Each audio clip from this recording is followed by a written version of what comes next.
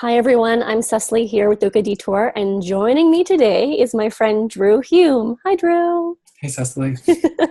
So I wanted all of you to meet Drew today because he's going to be joining our Yoga Detour team coming up in 2018 as part of our faculty, and we're super excited about this. So I thought this would be a great opportunity for all of us to learn a little bit more about who Drew is as a person and as a practitioner, and for us to share with you a little bit more about our ideas for what we have planned for next year. So I want to dive into hearing more from Drew about sort of where you got started in terms of the movement disciplines that you practice, and now that you are practicing as a Thai massage therapist, owning your own business, how all of that what did that path look like? Nice. Okay, so from a very young age, I've always been a mover. Many years ago, I used to be a gymnast from the age of about 3 to 11. I used to be a swimmer, a volleyball player, a football player, cricketer, a range of different things. And I think over the years, not only did that obviously foster a passion for movement and, getting out and having fun and being wild, but over the course of that time, I had a lot of injuries. And so as a result of those injuries, I had to do a lot of rehabilitation. And so I had my fair share of hours spent in the physio clinic and then at home doing these small isolated movements to develop strength in particular structures that were weak or damaged as a result of the injury. And so as a result of doing that over many years and from many, many different injuries, I developed a passion for helping other people get through their ailments that they were experiencing, whether it was from movement or whether it was from surgery or whatever it was. There was this desire to help people heal in the way that I had. And so from an early age, I kind of mapped out a path to become a physiotherapist. And in Australia, you become a physiotherapist by taking an undergraduate degree, and then you do postgraduate studies, and you get a master's in physiotherapy. And so I enrolled in a Bachelor of Applied Science in Human Biology and absolutely loved my degree. I found out, though, over the course of doing my degree that I didn't really want to become a physio, because one of the things that I think all physios will tell you is that compliance with physiotherapy activities and exercises is incredibly low. And so I honed my focus then at that point to be working with people that have an interest and an investment in their own health. And because I don't want to work with people who want to come and, quote unquote, be healed. They don't walk in and have a particular thing and then walk out and it's healed. Very, very rarely works that way. And I like to work with people who are self-empowered and who want to contribute to their own well-being. And I found that the physiotherapy environment just wasn't ticking those boxes. And so I did an exchange as part of my degree and into Canada, which is my first entry into Canada. And then that was also where I was introduced to yoga. And that style of movement was new to me. I had only ever been introduced to yoga, I guess you could say, by my grandmother. Back when I was maybe in my teens, she said to me, you should come and take a yoga class with me.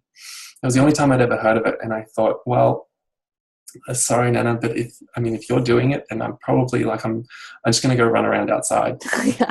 I think that maybe our movement styles are a little bit different. But then I took my first yoga class and I thought, whoa, this is if my Nana is doing this, then congratulations. Because everything hurt for a very long time. And I had just had an ACL reconstruction about 10 months prior to my first yoga class. And so it activated things that hadn't been working for a considerably long time. But kind of on the side of that, I saw that it had the potential to be a lot safer than things like gymnastics that I had previously participated in for a long portion of my life. And the more and more I practiced, the more I got into it, the more I loved it, and also realized that the scope of the practice of yoga asana as, a dedicated and strict practice is somewhat limited in its ability to help people heal from or utilize their body really effectively through movement. And a lot of it is, as I'm sure we all are familiar with, quite showy and fancy, yet not as relevant to everyday living, not as functional. And so that's kind of how my practice has evolved over time. It's incorporating my degree, my understanding of motor control and anatomy and physiology, with an understanding as well of, the movements of yoga, plus the possible ways that we can move our bodies to achieve a therapeutic outcome. Cool. Yeah. Where in Australia are you from? Oh, a little country town. Yeah. It's called Cootamundra. What state? Where is it? In New South Wales. Okay. Did you know I was born in Adelaide? No. Yeah. Yes. Really? Yeah. Oh my goodness. Okay. I'm sorry. Yeah. No, just that's what everyone says. No offense, Adelaide. No, it's fine. I love you guys. You make good wine. Well, I think one of the reasons why, like when we started talking about you getting involved with Yoga Detour, why I really felt like we were on the same page, in addition to everything that you just said, which is, totally in alignment with how we approach the practice, I also loved everything you told me about how you run your own training programs, especially as it relates to the curriculum and how you've built this program teaching people how to be Thai massage practitioners themselves. So can you tell us a little bit more about how you came into that role, and how you've developed this, what has influenced you in terms of the development of this training program, and how you've figured out how to get people to really learn something rather than you just showing them how to do something and then being like, well, enjoy. Yeah. Oh wow. It's that's a really, yeah. Okay. I absolutely can. My entry into Thai massage was a little bit, I wouldn't say of a mistake, but it was definitely not as well planned as I like to consider myself. I kind of landed in these trainings, and I had never received a Thai massage before and never heard of it before. And I, for some reason or another, signed up for the entire training series in one go, and it turned out to be an amazing, best decision that I'd ever made. Because very quickly it was something that, for me, it kind of felt like putting on old shoes. It just felt like the perfect fit. It integrated so many different disciplines, and it allowed me to get my hands on and really affect positive change with the way that people could move. And so it became a quick progression from taking my training to taking my teacher training to starting to teach courses at the school that I studied at. And then a very quick progression from there onto developing my own curriculum. I had a lot of ideas when I took my training, and I really felt as though my background in physiology and anatomy helped me to a much faster degree, or to a much deeper degree, understand the material, understand what it was that I was doing, the musculature that I was affecting, the movement change that I was having an impact on, and then also how to access those tissues more effectively.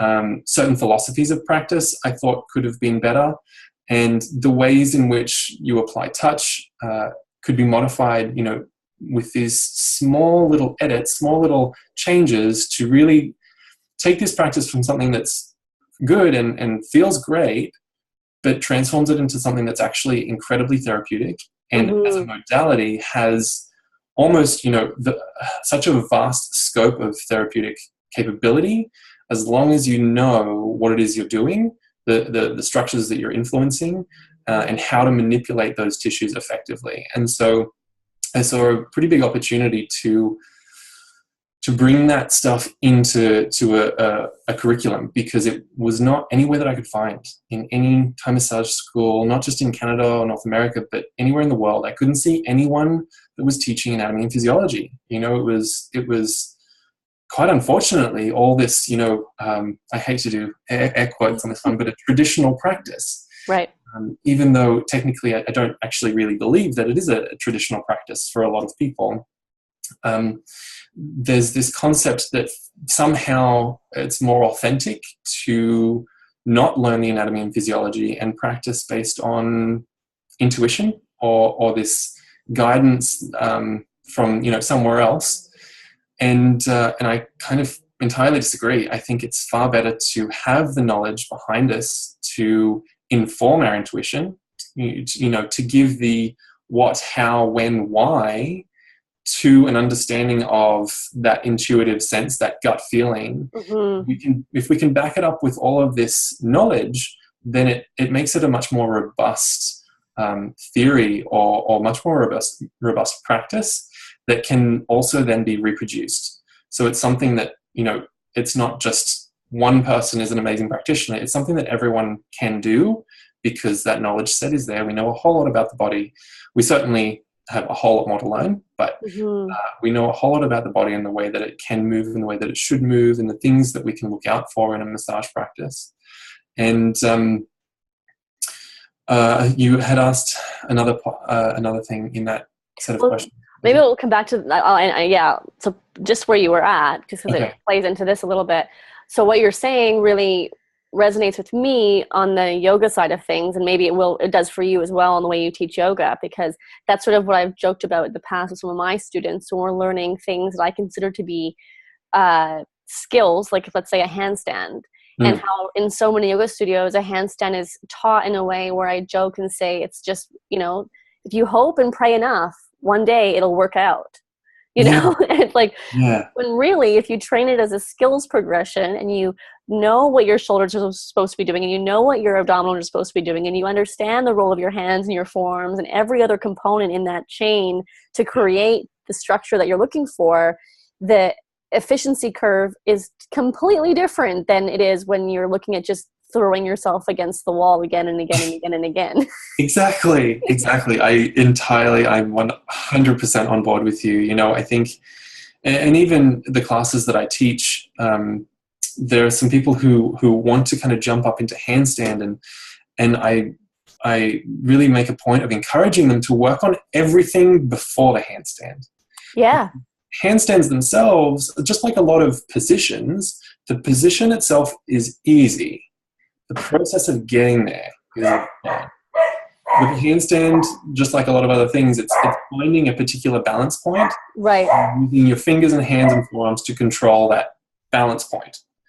But everything else to get you there, you're either using momentum, which is uncontrolled movement, or you understand the strength pieces, the small little integrations from the movements of the feet to the backs of the legs, to the hamstrings, the glutes, to the lumbar extension, to the shoulder girdle movement, and you piece all of this together to perform a much more structurally sound and a stronger movement.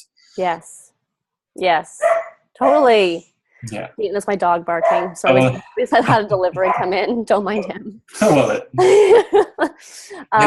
And I think that that's part of what I inject into a lot of my trainings. One of the things that you had mentioned that I just remembered is, how do I teach and why is the material more absorbed than other institutions? And I think part of it is, there's so many pieces that could be moving, and I think I try to give a big picture vision of what it can be, and then I break it down into as small components as I think is really useful for people and that they can understand, wrap their head around, and then we cast allusions to and we continuously go back to, okay, this is one piece of a much larger picture.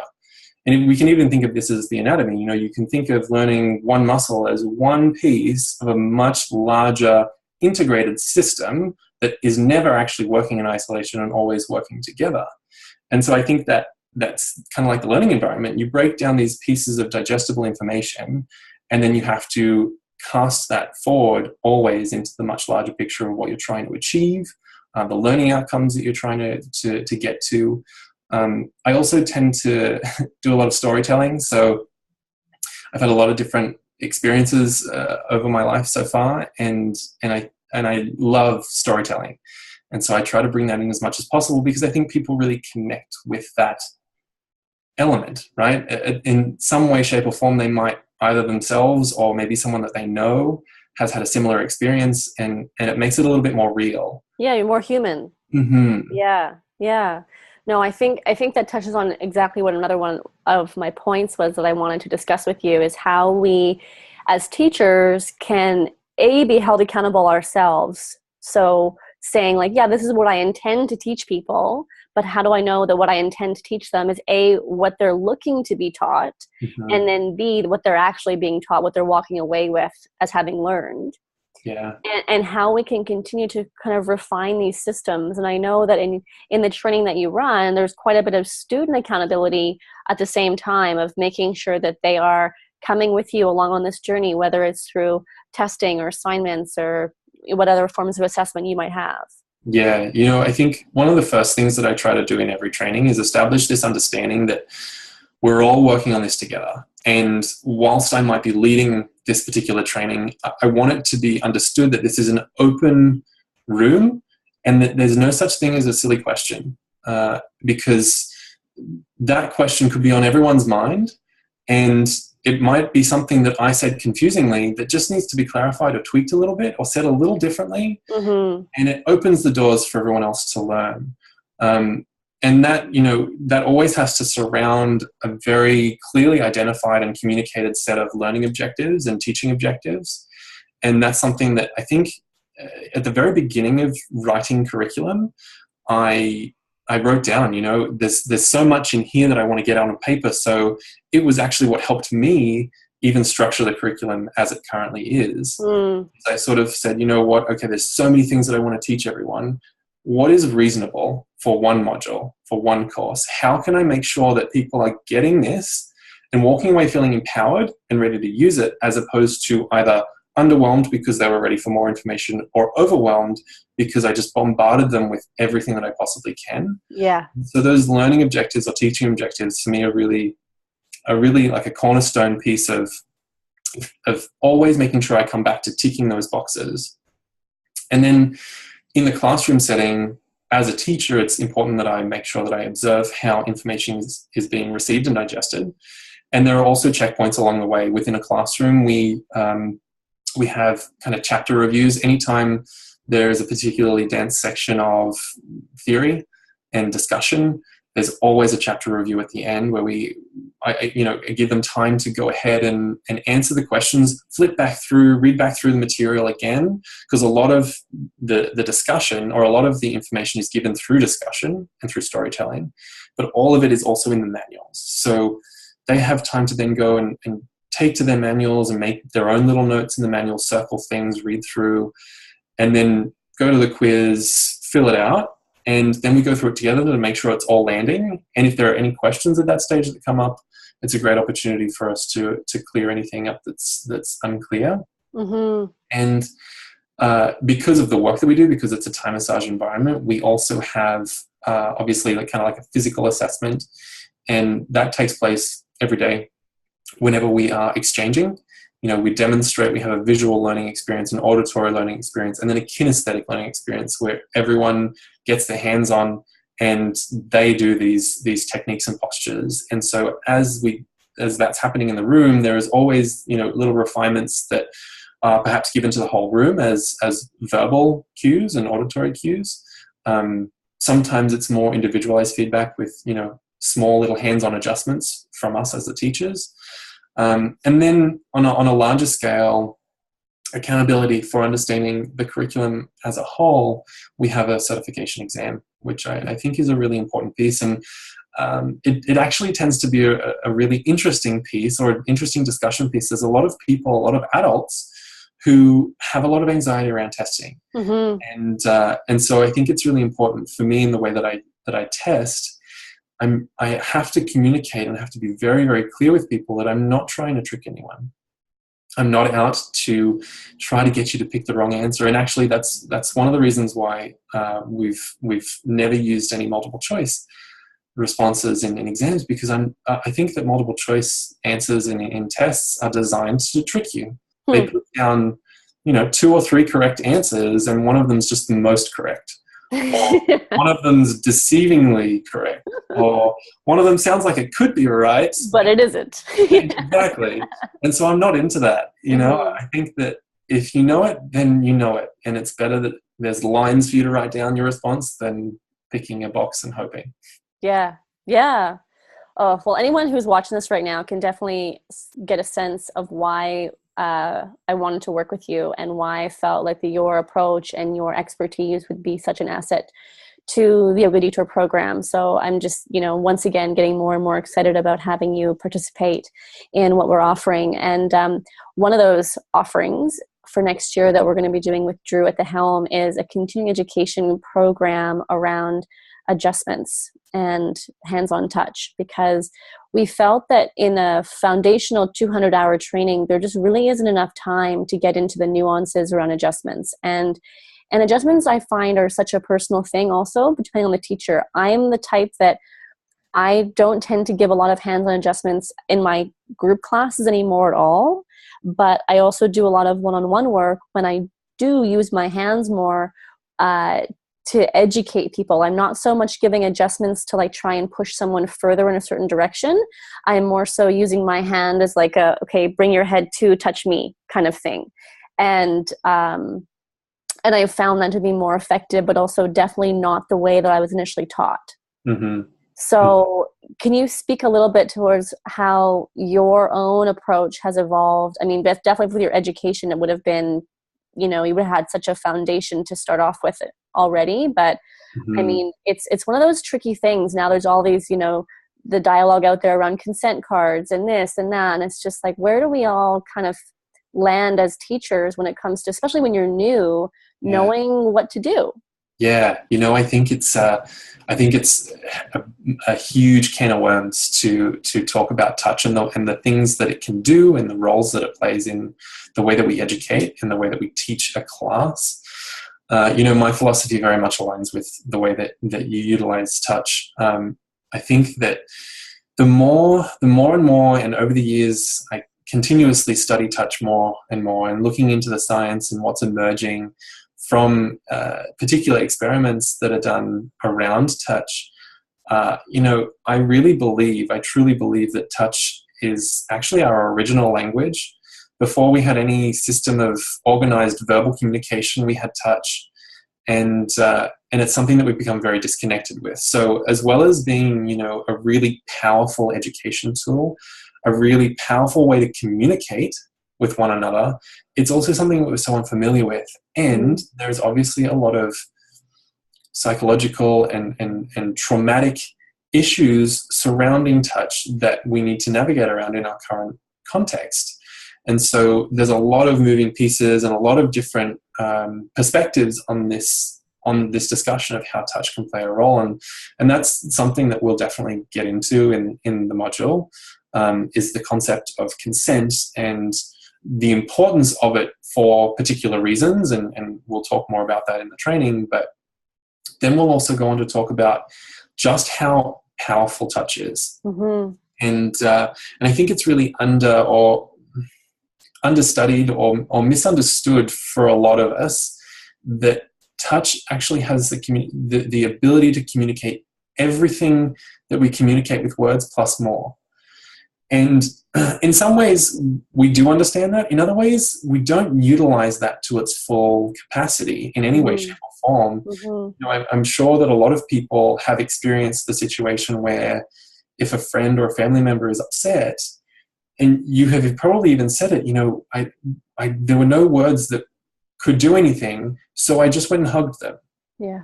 Right? And the ability for touch to communicate non-verbally, the things that we're trying to communicate verbally, it communicates feelings, and feelings are very difficult for us to articulate. And so I think it's a really incredible and valuable skill for us to have as educators in a room, whether it's working one-on-one or working in a classroom environment with multiple people.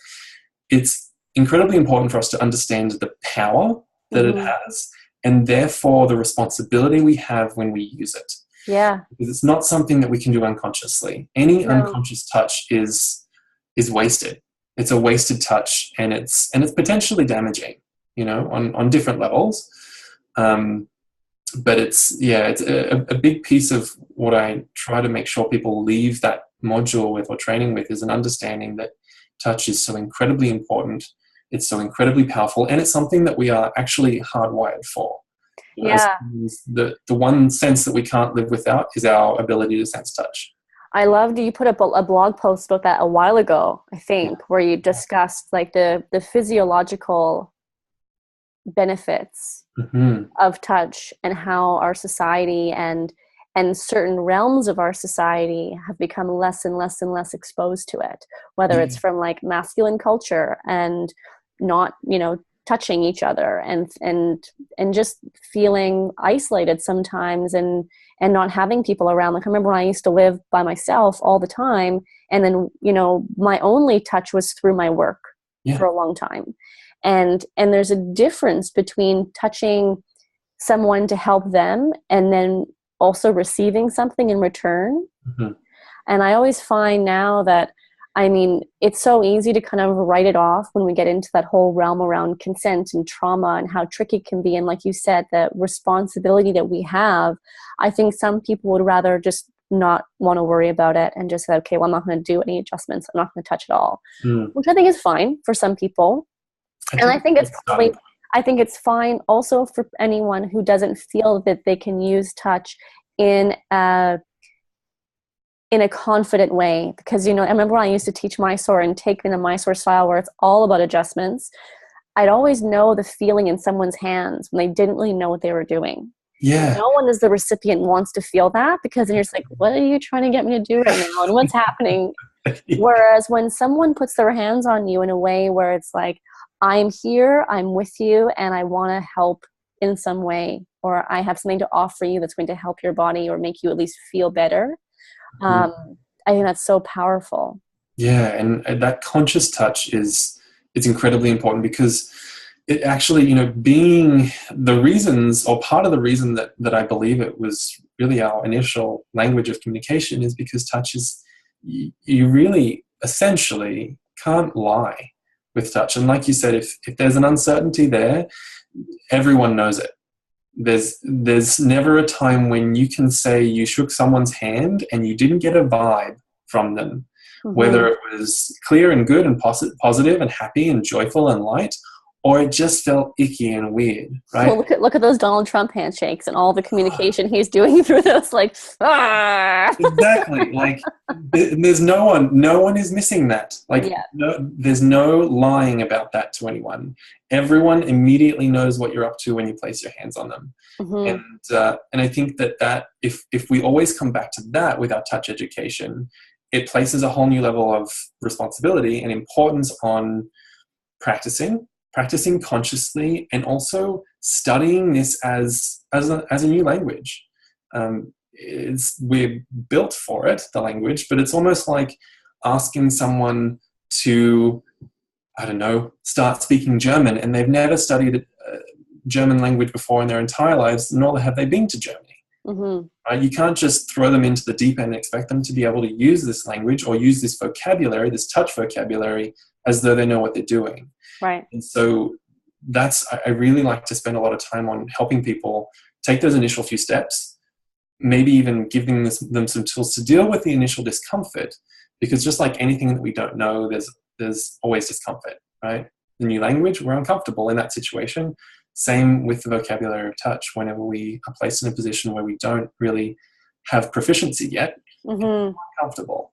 And so people need the tools to gradually take time to learn that language or relearn that language.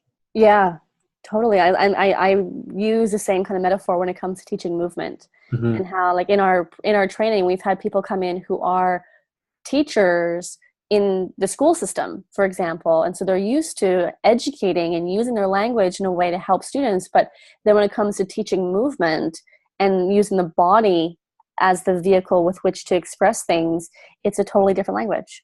It's a totally different thing. Yeah. Definitely take some time to adjust to those kinds of, no pun intended. Oh, and that's another thing that I do as well. I really try to make a clear distinction between assists and adjustments. I think those two words are used a lot of times interchangeably, which is fine, I really like to create a distinction between assisting and adjusting, because I think even if you look at the definitions in the dictionary of an assist and an adjustment is a correction or an alteration to bring something into a better alignment. And I think adjustments of all kinds need to be made in a way that gets people to move through those positions or movements or actions themselves for a range of different reasons, which I could spend all day talking about. But assists, that's where we get into, perhaps helping people unlock a particular range of movement in a particular way once they have sound positioning, sound alignment. And that's a whole different kettle of fish. And the way that we use touch in those different scenarios is entirely different. Yeah, no, that's a really important distinction to make. And I think we can all think of examples in our mind of like, okay, well, that was when I was assisted. And sometimes it feels good. And sometimes it feels like, not that it was a wrong thing to have done, but I know, like, at least, so for my own story, I just did a course all weekend with someone here in Toronto on the Aldoa system. And some of all of the movements in the Aldoa system are so precise, and everything needs to be very exact in order for the position that you're in to have the intended effect that it's designed for. And there's certain positions that I learned where my body was so askew and I had no idea. And I think that's an example of when having someone come in to assist me it doesn't always feel good, because it can feel so foreign. It's like, it feels like you just turned me this way and you're saying I'm straight now? What? It doesn't help you intrinsically learn anything, right? I think the vast majority, as educators, as movement educators and as yoga teachers or yoga instructors, the vast majority of our hands-on work is adjustments. It needs to be light. Yeah, definitely. And that's why I think that there's a way to give assists that, even though it might make me feel like I've now been thrown off, it's actually showing me that this is straight. Yeah. And I think that needs to come from someone who really knows what they're doing, rather than someone with just their own agenda. Yeah, exactly. So in terms of your approach to all of this stuff, I'd love to know more about where do you continue to look for inspiration? Where do you continue to learn from? I try to absorb as much information as I possibly can from a lot of different sources. I think, more recently I've been doing a lot of reading. I try to pull a lot of biomedical science into it. I have a strong focus on evidence-based practice. And so a lot of things like the Brooke Bush Institute, he in particular has a vast history of education in movement physiology and rehabilitation.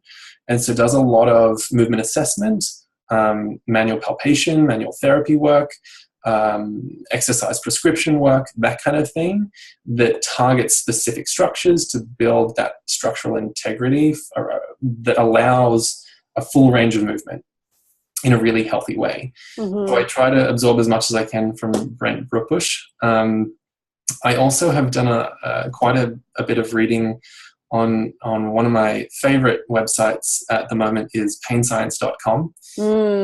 Understanding pain is such a vastly diverse, complex, and unknown science. And there's a lot of really cool things emerging from how that kind of neural signaling and muscular signaling can play a role in the way that we feel sensation, and the intricacies of how that shapes movement and also a massage practice. I think it's incredibly fascinating. And those are kind of, I think at the moment, they're the two main sources of inspiration for that science or evidence-based learning. And I think I get a lot of movement inspiration from the good old Instagram. I think I get to see a lot of really amazing international movers that just jive with what I think we're trying to do is break outside of the confines of a particular way of moving and exploring strong full range movement and there's a couple of people that I watch closely. Devin Kelly movement, or DK movement. Oh yeah, I love his crazy. stuff. It's amazing. Like, it's so inspiring, and the ways that he has trained his body to move just blow my mind. Mm-hmm. He's so strong, so strong. And John Ewan, I recently found John Ewan on one of those Instagram trolling days, and and came across his stuff, and the way that he moves is just so fluid and yet so strong. He's doing these. You could almost call them like pistol squat style of movement, but he's taking his leg in different directions, so it integrates balance in a whole different way and activates different, the lateral chains or medial chains versus just posterior and anterior chain. It's just amazing. What was his name? What's the handle for that one? John Ewan. I think he puts his last name first and then first name, so I think it's Yuenjon. Cool. Yeah, it's fascinating. He's amazing. Yeah. One of his most recent videos, actually, he starts with his feet together and squats down into what we might call a yogic squat, and then he comes back up, opens up his feet a little bit, squats down, and he just keeps doing that incrementally until he's basically in middle splits. Wow. Doing a little squat. It's mind-blowing stuff. Yeah, it's crazy now. I mean, I'm sure it's similar to me. Like, as someone running their own business, it gets harder and harder to always make it to classes in real life. And so when we can get these little 5-minute snippets to get some inspiration from someone through an app like Instagram, it can get a bad rap. At the same time, it's great. Oh, I think it's wonderful, and I definitely have played a lot.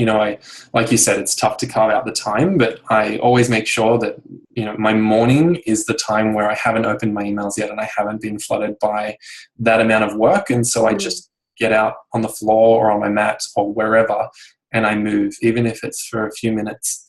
And I explore and I play, and I use some of this inspiration from Instagram, these movers and shakers that inspire me. Awesome. Well, seeing how we've already touched on the whole what have you been nerding out on lately question I like to ask everybody, I'm going to ask you a different question to end today, because I know how you're working to build some of your own major projects, and I'd love to know what your dream vision is. Sort of like, if everything falls into place today, what do you wake up tomorrow and get to do? Oh my God, there are so many pieces to that puzzle. One piece is my Costa Rica retreat center. I want that's going to be a project that takes a little while to unfold, but it's happening.